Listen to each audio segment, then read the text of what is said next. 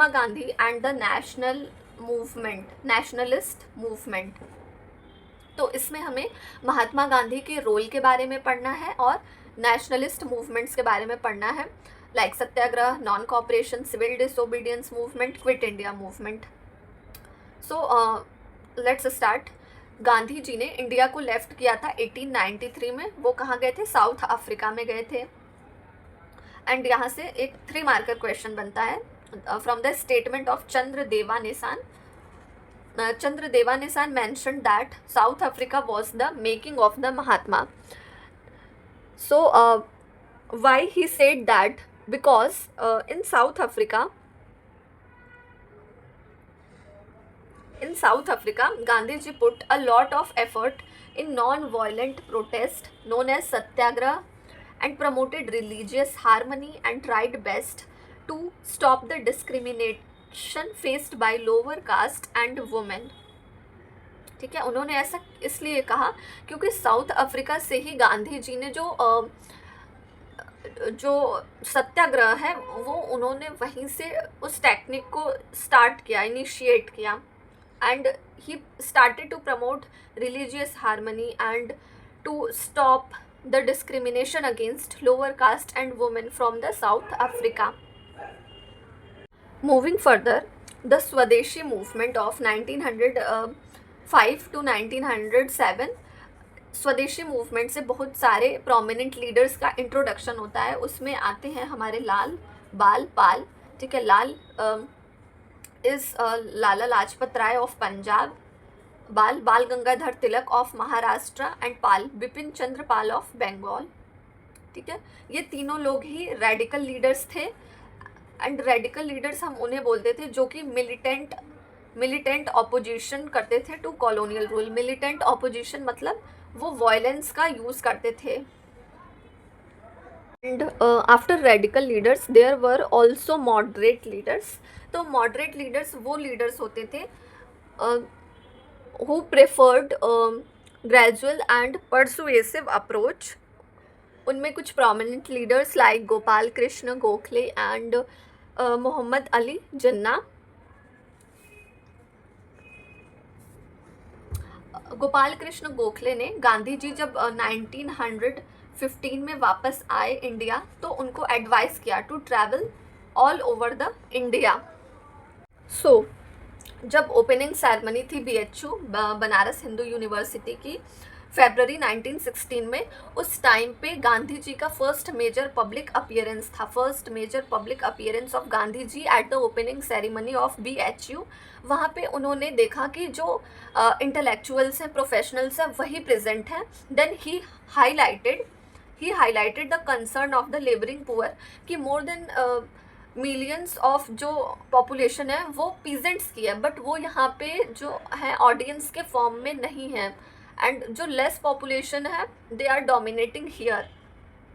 So he wanted the representation of Indian people as a whole. वो सबका representation चाहते थे।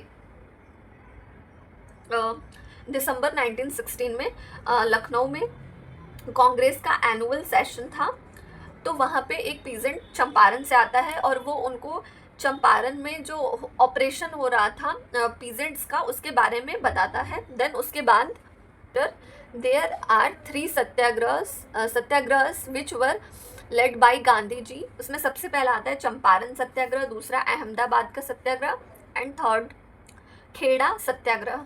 चंपारण सत्याग्रह 1917 में होता है एंड अहमदाबाद और खेड़ा का 1918 में। जो चंपारण का सत्याग्रह होता है वो अगेंस्ट होता है ऑपरेसिव इंडिगो प्लांटर्स के अगेंस्ट में चंपारण का सत्याग्रह होता है। एंड इन अहमदाबाद में for better conditions of for textile mill workers. Ahmedabad के सत्याग्रह में गांधी जी डिमांड करते हैं for better conditions for textile mill workers. और थर्डली जो खेड़ा में हमारा सत्याग्रह हुआ था 1918 में, वो हुआ था रिमिशन ऑफ टैक्सेस के लिए due to failure of harvest के खराब होने की वजह से Gandhi ji demanded remission of taxes by satyagraha. After that Rowlatt act of 1919 Rowlatt act of 1919 में क्या था? Censorship of the press. Censorship of the press का मतलब कि कुछ भी जो न्यूज़पेपर्स मैगजीन्स में जो भी पब्लिश होगा वो आफ्टर द जब तक वो ब्रिटिशर्स अलाउ नहीं करेंगे वो न्यूज़ प्रेस में पब्लिश नहीं होगी। And the second is detention without trial, ठीक है। और इसके अगेंस्ट गांधी जी ने सत्याग्रह स्टार्ट करा and this led to the bloody climax in Amritsar in 13 April 1919, जिस दिन को हम जलियांवाला बाग मैस्केयर भी बोलते हैं। Bloody climax in Amritsar in 13 April 1919, ठीक है। वहाँ पे जो है उस जलियांवाले बाग में बहुत सारे लोग थे, तो Britishers suspected that they all are together to discuss about national movement, इसलिए उन्होंने जो है ओपन फायरिंग का वहाँ पे परमिशन दे दिया। And after the Jallianwala Bagh massacre Gandhi ji called for non cooperation movement. Non cooperation movement में जितनी भी चीज़ें एसोसिएटेड थी विद द ब्रिटिशर्स उन सबको नॉन कॉपरेट करना था। इन दिस मूवमेंट फर्स्टली जो स्टूडेंट्स थे they stop attending schools and colleges, और जो लॉयर्स थे उन्होंने ब्रिटिश कोर्ट्स जाना बंद कर दिया। एंड पीपल स्टॉप टू पे टैक्सेस, लोगों ने टैक्स देना भी बंद कर दिया। Ultimately they renounce all associations with the British government, उन्होंने ब्रिटिश गवर्नमेंट से लिंक्ड कनेक्टेड जितनी भी चीज़ें थी उनको रिनाउंस कर दिया। और वर्किंग क्लास जो थी वो भी स्ट्राइक पे हो गई, जिससे कि जो मैन्युफैक्चरिंग वर्क्स थे वो भी स्टॉप हो गए थे। एंड इस मूवमेंट को, नॉन कॉपरेशन मूवमेंट को ब्रॉडन करने के लिए गांधी जी ने इस मूवमेंट को खिलाफत मूवमेंट से ज्वाइन कर दिया था। Khilafat movement was started in 1919 to 1920, ठीक है। ये मूवमेंट हो रहा था कैलिफेट को रीस्टोर करने के लिए, और इस मूवमेंट का जो लीडरशिप था वो अली ब्रदर्स कर रहे थे, मोहम्मद अली और Shaukat Ali. There are three demands of this movement, this Khilafat movement. Khilafat movement के जो है 3 डिमांड्स थे। सबसे पहला ये कि जो खलीफा है उनका कंट्रोल हो ओवर मुस्लिम सेक्रेड प्लेसेस, जो मुस्लिम्स के पवित्र स्थल हैं उस पे जो खलीफा है उनका कंट्रोल हो। And second, Arabia, Syria, Iraq और पैलेस्टीन जो है वो मुस्लिम सॉवरेनिटी के अंडर में रहे। And the third demand is खलीफा have territory to defend Islamic faith, खलीफा के पास जो है टेरिटरी होनी चाहिए to defend the Islamic faith. by this movement Gandhi ji hoped that by coupling these two major movements a large population of the India, Hindus and Muslims unite. But in February 1922 कुछ peasants ने जो चौरी चौरा में police station था उसमें उस police station में आग लगा दी। For in that incidents Gandhi ji called off the non cooperation movement due to the extreme violence in Chauri Chaura. उसके बाद 1922 में ये देखने को मिला कि जो प्रोफेशनल्स थे, इंटेलेक्चुअल्स थे, along with them peasants, workers and artisans also participated in movement. इससे पहले इंटेलेक्चुअल्स और प्रोफेशनल्स का ही पार्टिसिपेशन था हर जगह पे, but by the initiatives of Gandhi ji peasants, workers, artisans also started to participate in movements, ठीक है।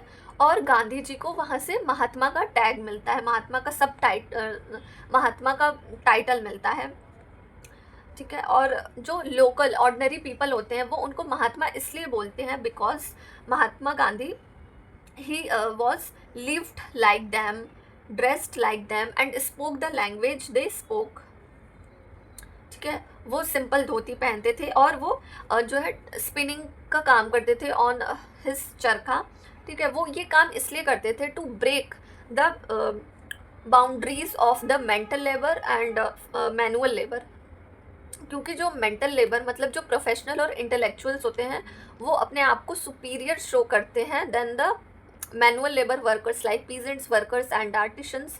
तो उन्होंने इस जो डिस्टिंक्शन है उसको भी ब्रेक किया, that's why they call him Mahatma.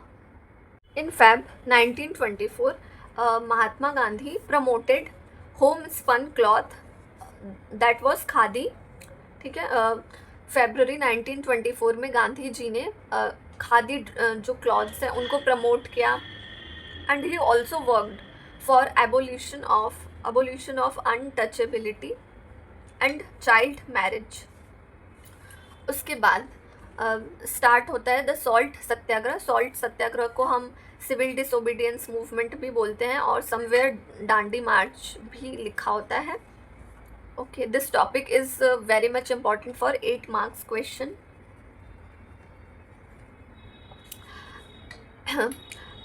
In December 1929 at the annual session of Congress in Lahore, ठीक है, लाहौर के एनुअल सेशन में कांग्रेस के in which year December 1929 there were 2 prominent things happen. सबसे पहला जवाहरलाल नेहरू को एज ए प्रेसिडेंट जो है इलेक्ट किया गया।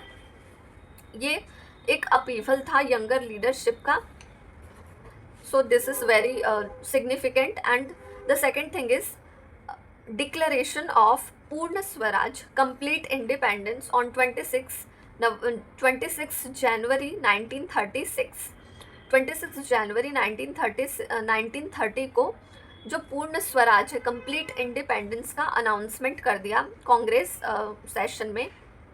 और उस डे को पेट्रियाटिक सॉन्ग्स गा के एंड जो फ्लैग है उसको होस्ट करके जो है उस डे को उन लोगों ने सेलिब्रेट किया।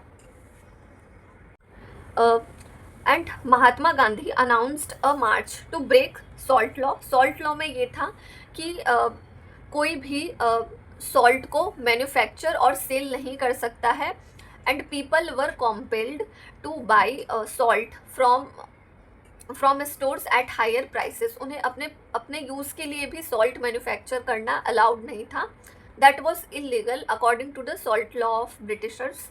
ठीक है, then Mahatma Gandhi announced a march to break this law. और मार्च स्टार्ट करने से पहले गांधी जी ने वायसराय लॉर्ड इरविन को नोटिस भेज दिया था, but he ignored the significance of this movement.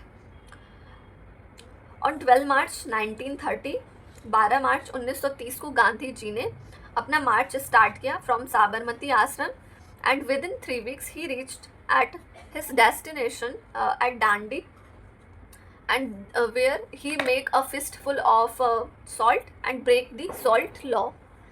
During civil disobedience movement जो है सॉल्ट लॉ तो ब्रेक किया ही गया, उसके साथ साथ फॉरेस्ट लॉ जो था उसको भी ब्रेक किया गया। एंड जो फैक्ट्री वर्कर्स थे वो स्ट्राइक पे थे, वो काम नहीं कर रहे थे। Lawyers boycotted British courts, students refuse to attend government educational institutions, और जो गवर्नमेंट ऑफिशियल्स थे उन्होंने भी अपना रिज़ाइन दे दिया from the British offices. And women participation is also in large numbers. ये पहला ऐसा मूवमेंट था जिसमें वुमेन पार्टिसिपेशन लार्ज नंबर में हुआ। ठीक है, so salt march was notable because of the 3 main reasons. ठीक है, ये सॉल्ट मार्च की वजह से गांधी जी फर्स्ट टाइम जो है वर्ल्ड अटेंशन में आते हैं। ठीक है, एंड ये पहला ऐसा मूवमेंट था जहाँ पे women participated in large numbers. और यहाँ पे गांधी जी वर्ल्ड अटेंशन में इसलिए आते हैं क्योंकि जो ये सॉल्ट मार्च चल रहा था उसको ब्रिटिश और अमेरिकन न्यूज़पेपर्स और प्रेस भी फॉलो कर रहे थे। And the third, Britishers realised that they have to devolve power to Indians. ठीक है, ब्रिटिशर्स को ये रियलाइज़ हो गया था कि उनको पावर जो है डिवॉल्व करना ही पड़ेगा टू इंडियंस। उसके बाद स्टार्ट होता है फर्स्ट राउंड टेबल कॉन्फ्रेंस। वो नवंबर 1931 में स्टार्ट होता है। उस टाइम पे गांधी जी जेल में थे, तो ये फर्स्ट राउंड टेबल कॉन्फ्रेंस उतना सिग्निफिकेंट नहीं होता है क्योंकि इंडिया की तरफ से कोई उतना सॉलिड रिप्रेजेंटेटिव वहाँ पे नहीं होता है। उसके बाद गांधी जी जब जेल से आते हैं तो गांधी इरविन पैक्ट होता है, जिसमें गांधी और वायसराय लॉर्ड इरविन का जो है डेलिब्रेशंस डिस्कशंस होते हैं। उसके बाद सिविल डिसओबीडियंस जो है गांधी जी कॉल ऑफ कर देते हैं, और जितने भी प्रिजनर्स होते हैं उनको रिलीज़ कर दिया जाता है, और सॉल्ट मैन्युफैक्चर अलाउड कर दिया जाता है, ठीक है। बट जो रेडिकल नेशनलिस्ट होते हैं वो इस गांधी इरविन पैक्ट को क्रिटिसाइज करते हैं, because they pointed out that कि throughout this discussion and Gandhi Irwin pact we can not obtain commitment to political independence for Indians, ठीक है। we are not able to obtain commitment of political independence for Indians। उनके लिए Gandhi Irwin pact जो है pointless था, क्योंकि उससे जो पॉलिटिकल इंडिपेंडेंस है वो तो इंडियंस को मिली नहीं। So that's why they criticised the Gandhi Irwin pact. Second round table conference November 1931 में होता है, जिसमें गांधी जी रिप्रेजेंट करते हैं कांग्रेस को, और वो क्लेम करते हैं कि जो उनकी पार्टी है वो सभी इंडियंस को रिप्रेजेंट कर रही है, but he challenged by 3 parties at that time. सबसे पहले प्रिंसेस जो प्रोविंसेस को रिप्रेजेंट कर रहे थे, मुस्लिम लीग जो मुस्लिम माइनॉरिटी को रिप्रेजेंट कर रही थी, और B.R. अम्बेडकर जो दलित्स को रिप्रेजेंट कर रहे थे। So due to this challenge and barriers by 3 parties, जो कॉन्फ्रेंस था वो इनकन्क्लूसिव था। By 1935 Government of India Act passed होता है, जिसके थ्रू इंडियंस को एक रिप्रेजेंटेटिव गवर्नमेंट इलेक्ट करने का, इस्टेब्लिश करने का एक चांस मिलता है, ठीक है। तो गवर्नमेंट ऑफ इंडिया एक्ट 1935 के थ्रू इलेक्शन होता है on the basis of restricted franchise, election held on the basis of restricted franchise.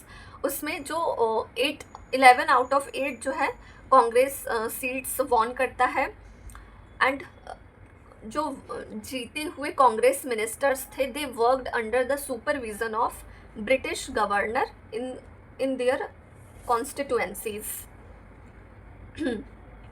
They worked, जो मिनिस्टर्स इलेक्टेड थे वो ब्रिटिश गवर्नर के अंडर में वर्क कर रहे थे। इन सितंबर 1939 second world war broke out.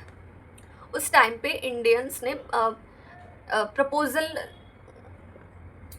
दिया ब्रिटिशर्स को कि इंडियंस जो लोग हैं वो ब्रिटिशर्स को सपोर्ट करेंगे इन दिस वॉर, इफ़ जो ब्रिटिशर्स हैं वो आफ्टर ऑल दिस हॉस्टिलिटीज़ वो इंडिया को इंडिपेंडेंस दे देंगे आफ्टर वॉर, ठीक है। India support Britishers in war if they promised to grant India independence after war. अगर वो इंडिया को इंडिपेंडेंस दे देंगे after war, then we support to the Britishers in war. But this offer was refused by Britishers, and जब Britishers ने ये offer refuse कर दिया, उसके बाद जो कांग्रेस मिनिस्टर्स थे उन्होंने रिज़ाइंड कर दिया इन अक्टूबर 1939।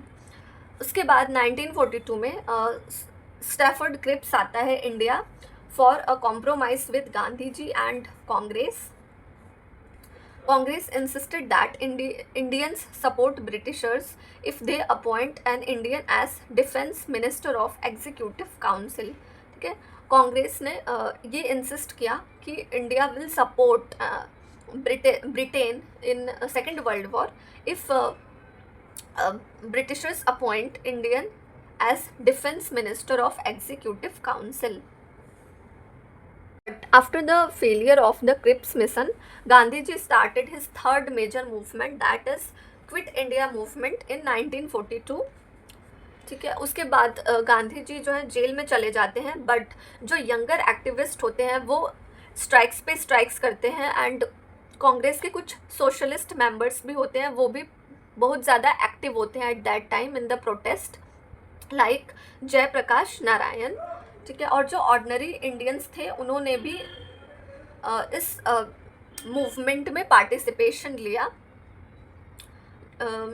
बट एट दैट टाइम जो मुस्लिम लीग थी वो अपना इन्फ्लुएंस एक्सपेंड करने में बिजी थी in Punjab and Sindh provinces. Congress leaders जो थे वो जेल में थे, गांधी जी भी जेल में थे, but Muslim league was busy in expanding their influence. जून 1944 में Gandhi ji was released from prison.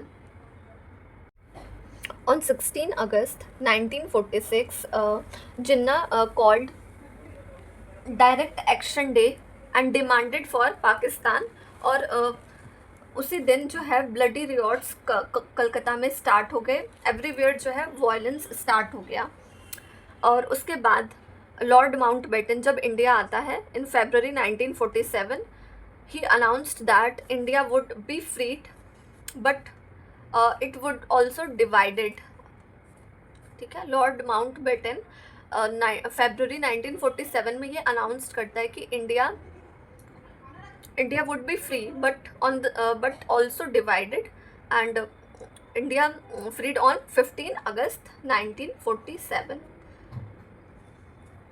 उसके बाद उस दिन बहुत सारा जो है दिल्ली में सेलिब्रेशंस होते हैं, but at that time Gandhi ji didn't participated in any festivities और celebrations, as D G Tendulkar mention that Gandhi ji जो है हॉस्पिटल्स जाते हैं, रिफ्यूजीज कैंप जाते हैं to console, to reconcile distressed people, and he appealed to the Sikhs, Hindus, Muslims to forget the past and to extend the right hand of fellowship to each other and maintain peace and harmony। ठीक है, वो सबको unite रहने के लिए बोलते हैं और पीस और हारमनी जो है स्प्रेड करने के लिए बोलते हैं।